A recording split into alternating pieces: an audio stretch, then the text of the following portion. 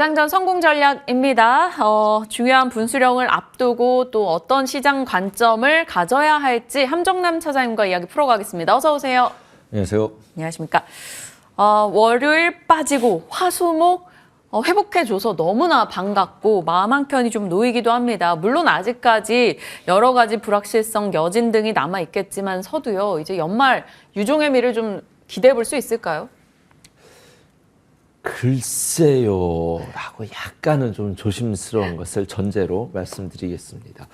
한국 증시가 지난 주말부터 월요일까지 좀 과하게 빠졌던 부분도 있죠. 탄핵 정국의 앞선 사례도 분석을 했었고 그리고 그동안 많이 빠져 있었던 것까지 대비했었을 때 매우 안타까운 하락들이 나왔었는데 뭐 빠르게 수습하는 모습입니다. 그것에 대해서는 탄핵은 뭐 우리나라 정치는 경제의 발목을 잡으면 잡았지 도움을 준 적이 없었기 때문에 탄핵이라는 것이 죄송합니다 이런 식으로 표현해서 탄핵이라는 것이 증시에 과거에도 봤었을 때 큰 영향을 미쳤던 것 같지는 않았다. 하지만 이번은 비상계엄이라고 하는 특유의 어떤 현상으로 인해서 좀 급락을 맞게 되었고 그것은 어쨌든 빠르게 비상계엄, 2차 계엄까지 나온다는 이야기까지 나왔었는데 그것이 수습이 되면서 증시는 빠르게 복구하는 모습이 진행되고 있었습니다.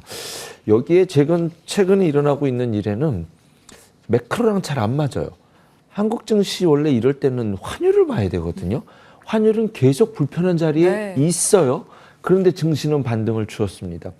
그러면 미국 국채 금리는 어떠냐? 4.33. 거기도 불편한 자리에 있어요. 금리 인하를 한다는데도 미국 국채는 계속 올라가고 있죠. 그렇다라고 한다면 일단은 충격 하락파에 대한 빠른 수습. 거기에 또 하나의 핑계는 이제 옵션 만기에 대한 수급의 특이성. 이러한 것들이 반영된 것이 어제까지의 장이지 않았나라는 생각이 듭니다. 어쨌든 지금 한국 증시는 미국 증시와 좀 다르게 움직이고 있거든요. 뭐 거기에 세법을 찾아내면서 투자 키워드를 찾기가 쉽지 않은 장세일 텐데 미국도 국채 금리가 올라가는데 장이 올라갔다가 어저께는 그냥 적당한 한 번의 쉼이 있지 않을까라는 생각이 듭니다. 뉴스를 보면 뭐 3대 지수 하락했다 어쨌다 저쨌다 하는데 폭은 제한해요. 그렇죠. 그래서 이 정도는 쉬어가는 것이 맞다. 미국채 금리가 또 올라갔기 때문에. 그래서 만약에 옵션 만기가 관련된 한국 증시가 어저께 수급의 논리로서 녹아낸 것이라고 한다면 오늘 증시는 어쨌든 환율도 여전히 불편하고 국채 금리도 올라갔고 미국장도 빠졌고 그다음에 우린 주말에 또 정치 이슈가 남아 있지 않습니까? 이것에 대한 표결도 남아 있어서 그리고 단기 방등 폭이 상당히 오랜만에 크게 나왔다라는 것을 염두에 둔 한 번은 쉬어가는 것이 맞지 않냐라는 투심이 오늘은 좀 반영이 되지 않을까라는 생각이 드는데 가장 중요한 것은 이거죠. 외국인의 스탠스가 어쩌냐라는 것이 가장 중요할 것 같습니다. 뭐 개별 종목들은 뭐 지금 테마 순환매가 계속 이어지고 있기 때문에 뭐 쉬어가는 섹터도 있을 것이고 오늘 치고 가는 섹터도 있을 것인데 외국인의 매도가 삼성전자에만 집중돼 있을 것이냐 아니면 시장에 전반적으로 확대될 것이냐 이것이 지수를 밀어내리는 압력으로 작용할 것이냐 그 정도는 아닌 그 전에 있었던 미미한 수준의 매도가 이어질 것이냐 그래서 다양한 시나리오를 열어놓고 일단은 아침에 좀 빠져서 시작한다라는 것을 전제로 외국인의 포지션이 어떠한 방향성을 잡아갈 수 있을 것인가가 오늘 저의 최대 관심의 핵심 포인트라고 저는 보고 있습니다. 저희도 그럼 외국인의 수급 포지션을 잘 보면서 시장에 대해서 가늠해 가도록 하겠습니다. 자, 반도체 좀 따로 떼서 전략을 보긴 해야겠죠. 수출 데이터가 조금 나아지고 있다라는 점, 뭐 삼성전자의 수율이 좋아지고 있다, 뭐 이런 소식 등도 속속 들려오기도 하고요. 뭐 이것 자체보다는 전체는 시장과 지수의 느낌으로 삼성전자를 지금은 더 봐야겠지만요. 반도체 진영 어떻게 보세요? 자, 일단은 미국 시장을 먼저 볼게요. 미국이 지금까지는 실적 장세였지 않습니까? 엔비디아의 독보적인 영업이익률. 그런데 이 다음부터 가려고 하면 이제 그 소프트웨어주들이 강세를 보였는데 실제로 미국에 있는 음식들은 상당히 수익률이 좋게 나기도 했어요. 네. 이미. 이런 과정 속에서 금리 인하 12월에 금리 인하 확률은 급격히 올라갔잖아요. 그런 관점에서 볼 때 앞으로는 유동성 랠리가 전제된다라고 한다면 그동안 서해됐었던 유동성 장세에서는 경기 민감주들이 좋을 것이다라고 봤었는데 그것이 아니라 지금 최근에는 다시 빅테크 기업이 지금 주도해서 힘을 내고 있거든요. 그래서 나스닥 지수를 땡겨 올리고 있단 말이에요. 다우 지수가 땡겨 올라가는 것이 아니라. 그게 무슨 뜻이냐면 내년에 금리 인하 속도가 더딜 것이라는 것. 그래서 아직 섹터를 바꾸기에는 여전히 빅테크 기업들이 좋다라는 것이 미국 시장에서 나타나고 있는 현상이라고 한다면 네. 지금 반도체는 뭐 이렇게 많이 물어요. 이번에 올라오면 팔아야 돼? 여기서 사야 돼? 라는 관점으로 노골적으로 물으신다면 저는 아직 반등을 줬을 때 매도해야 된다라는 판단을 할 정도의 반등은 아직 안 나왔고 그렇게 된다라고 한다면 그때 좀 상황을 봐야 되지 않을까. 지금 현 시점에서는 바이앤홀드 전략이 저는 유리하다라고 봅니다. 그리고 54,000원이었던 부근에서는 삼성전자도 자사주 매입에 대해서 강력하게 들어온 시그널을 확인했었고 지금 증시가 외국인이 조금 한국을 적극적으로 막 주워 담을 환경은 아니다 하더라도 이게 좀 조심스럽긴 하지만 지수를 매도로 밟아 눌러버릴 위치는 밸류의 위치는 저는 아니다라고 보고 있기 때문에 지금 상황에서는 마지막 시간에 좀 말씀드리겠지만 외국인이 생각보다 긍정적, 우리가 생각했었던, 우려했었던 것보다는 긍정적으로 수급의 스탠스가 나올 수도 있다라고 생각이 들거든요. 실제로 12월 초에 한 번 딱 좋아질 뻔 했는데 계엄 때문에 이제 그 의미는 다 사라져 버렸지만 저는 뭐 만기일 이후에 외국인을 매도할 것이다. 무슨 실익이 있죠? 예를 들어서 삼성전자를 10억을 갖고 있는데 제가 100억을 갖고 있는데 10억을 팔았어요. 그럼 제 평가 자산이 얼마가 될까요? 90억이 될까요? 그렇지 않죠. 삼성전자가 내가 10억을 팔아갖고 주가가 40% 떨어졌다면, 그쵸? 그러면은 저는 뭐 한 55억이 되나요? 뭐 65억이 되나요? 뭐 이렇게 될 거잖아요. 뭐 60억 정도가 되겠죠. 그러면 여기서 10억을 더 팔아서 내가 갖고 있는 포지션에 의미가 없어져 버리니 저는 지금부터는 조금 의외의 역방향이 나올 수도 있다라는 것도 오늘 제가 갖고 있는 체크포인트 중에 하나일 텐데 그런 관점에서 반도체 섹터는 미국 내에서도 아직 IT 섹터가 견조한 모습을 보이려 하고 있고 한국의 반도체는 고통스러운 부분은 있지만 삼성전자가 적어도 바닥을 지지해 줄 수 있다라는 신뢰가 시장에서 확대될 때 소부장이라든가 관련된 종목들은 아직 이익 실현이라는 반등의 사이클은 저는 아니다라고 보고 있습니다. 물론 단기 상승폭이 큰 종목들이 있습니다만 이 섹터 전체적으로 봤었을 때 아직은 매도가 아니다라고 말씀드리겠습니다. 네. 오늘 저희가 개장 전에 지켜볼 포인트들이 꽤 있네요. 미리미리 체크해 놓도록 하겠습니다. 한 차장님과 매일 개장 전에 이런 얘기 할 수 있으면 너무 좋겠습니다. 바이오로 가볼게요. 어제 바이오 쪽 나쁘지 않았습니다. 그런데 기존에 이제 큰 조정이 있었고 다시금 바이오에 대한 관심이 갈 수 있다라는 점을 얘기를 해주셨었고 10월부터 말씀드렸던 종목들 내에서도 좋은 시세가 있었어요. 자, 바이오 지금 시각 어떻게 보시는지 저는 뭐 다른 알보리팹 외에 다른 종목의 기회에 대한 의견을 오늘 전하기도 했었거든요. 그러니까 브리핑을 좀 확장할까요? 아니면 말까요? 바이오는 이제는 개별 종목 좀 성향으로 짙게 나타나가지고 일단은 금리 인하 확률 높아지는데 바이오 섹터가 못 가네라고 느끼시는 분들 계실지도 몰라요. 그런데 12월 초나 이번 반등 사이클에 1번 주자로 치고 나갔었던 것은 여전히 바이오 섹터고 그 다음에 빠지지 않고 지켜내면서 다른 섹터들로 확산되고 있잖아요.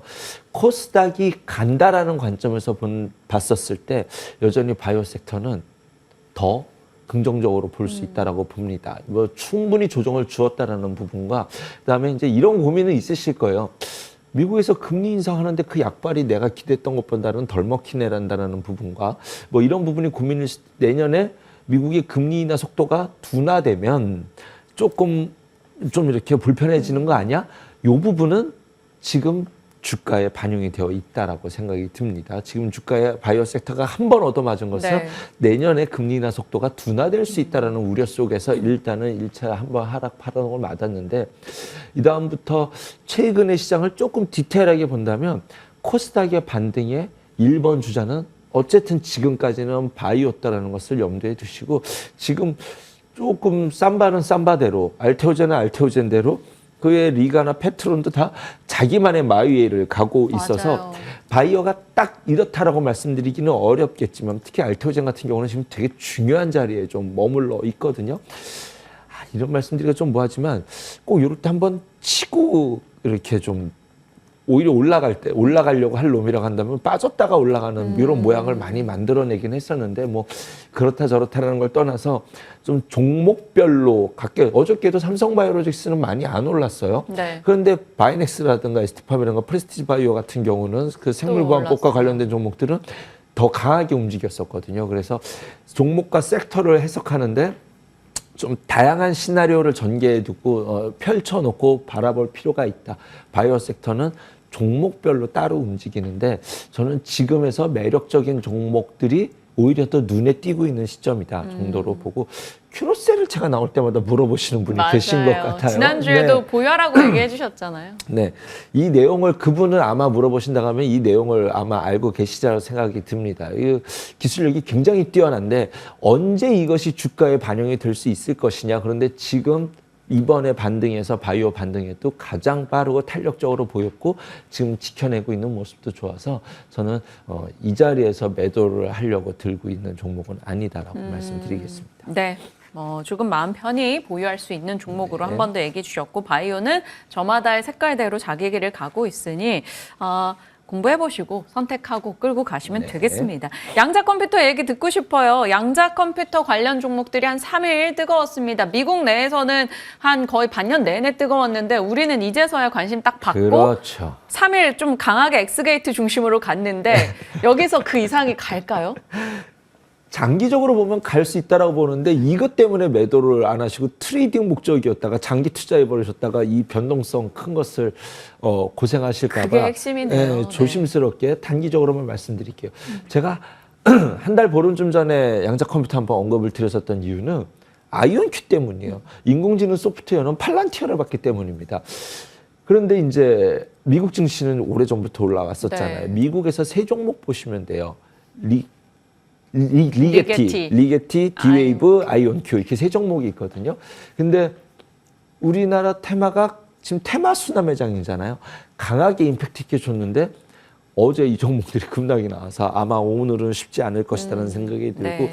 이번에 조정 파동을 준다면 이번에 못 들어가셨던 분들은 저는 요번에 쉼이 나올 때 재매수로 들어가 볼 수 있을 만한 인공지능 소프트도 그랬었거든요. 쉬어갔었을 때 이럴 때 보세요 하고 그 다음에 이제 이 소프트도 더 네. 추가 강세를 강하게 날라갔었는데 요번에는 이제 쉬어갈 박자가 올 타이밍이 오지 않았나라는 생각이 들고 충분히 조정을 줄 만큼 주었다 이후에 재매수 때는 제가 이 방송을 통해서 다시 말씀드리도록 그 날짜가 딱 이렇게 좀 타이밍이 맞았으면 잘 좋겠네요. 맞았어요. 네, 그랬으면 제가 꼭 조정 시 재매수 관점과 종목들은 다시 소개해드리도록 하겠습니다.